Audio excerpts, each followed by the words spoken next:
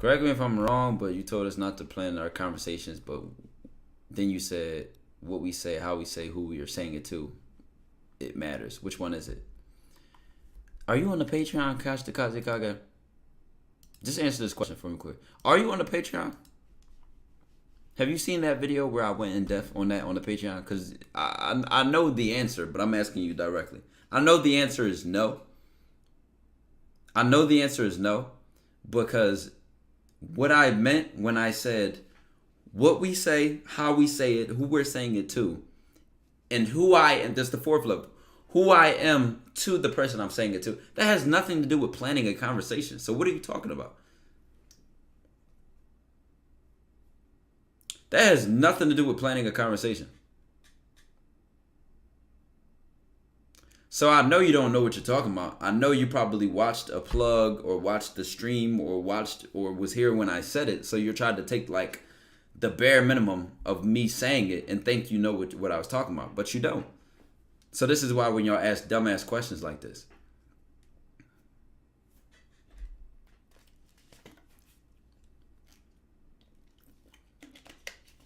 You took the bare minimum. And I could tell because it's my shit. So I know what I'm talking about. I wasn't for sure. You stood in it. Chat. He asked me this question. Then I said, are you on a Patreon? He said, I wasn't for sure. That's why I said, correct me if I'm wrong. You didn't even answer the question.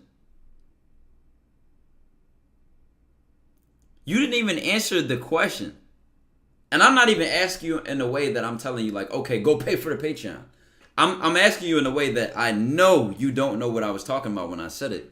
So now you're trying to ask another question because you're confused. That's my point I'm trying to make here. Just D Wall, I appreciate the T1 sub. Right. Do not listen. Let me give you some context. Now, Patreon niggas, I'm not gonna leak, and I don't have to because I know how to talk about my shit without leaking. And add some new shit. When I say don't plan out the conversation, and let's take that first statement. This is what you're comparing. You're comparing me saying don't plan out a conversation, and then the second statement, which was, it's basic to think that it's not what you say, it's how you say it. That's basic. That just only focuses on delivery. Oh, say it more respectfully. Say it, watch your tone of voice. That's basic. When you reach a high level of game in life, what the fuck? When you reach a high level of game in life, guess what? What you say matters because you're intentional with every word that you choose. You're not just chatting. What you say, actually, you're picking your words intentionally, which is why, like I said, I can have a 20-minute conversation with a woman and beat anything you said over the course of a week because our 20-minute conversation was so clear, concise, or our conversation flowed with precision with my words. My impact was greater than your entire week of texting her, calling her, and spending time with her. I made a greater impact in a shorter time period because everything I did was so effective. What I said mattered.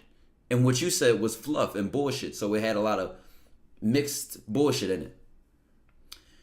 That's the what you say. Then the how you say it, we add that in there. Then we add details I'm not going to leak.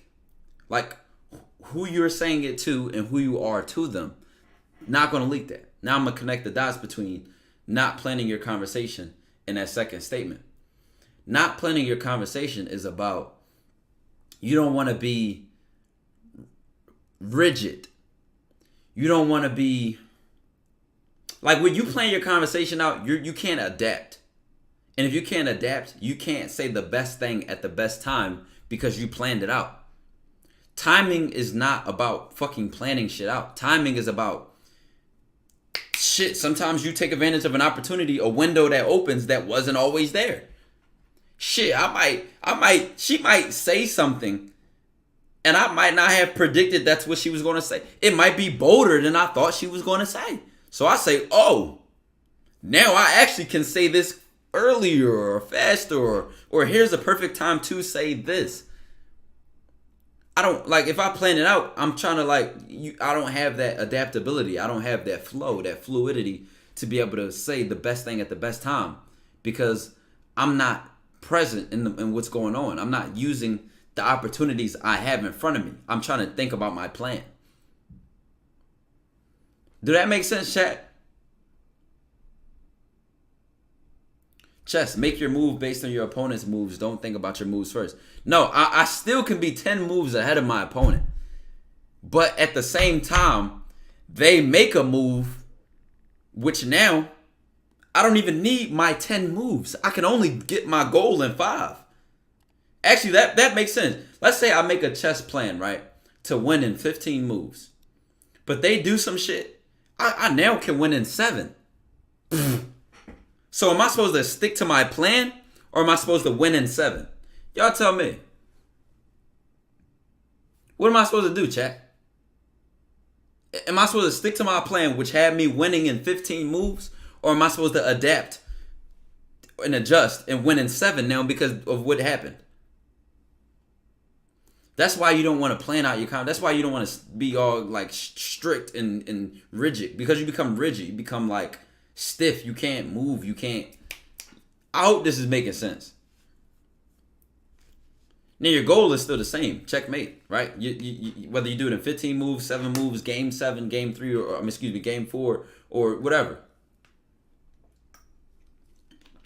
That's why you don't want to plan it out. It can go better than your plan.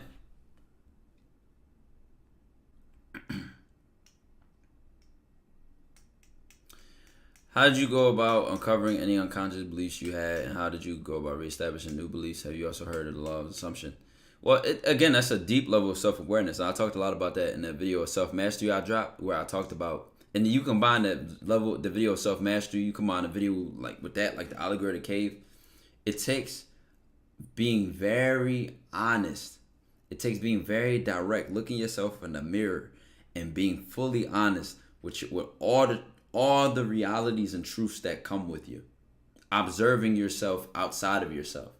Now, you don't have to physically, literally look in a mirror and look yourself in the eyes. But you got to be able to look at yourself with no bias, no emotion. Just break yourself down. Analyze yourself. Observe yourself. Study yourself. Why do I think the way I do? Why do I act the way I act? Why do I assume the things that I assume? Why do I believe in the things that I believe? Work backwards to the root of everything. Video is so crispy. I love it. Appreciate that.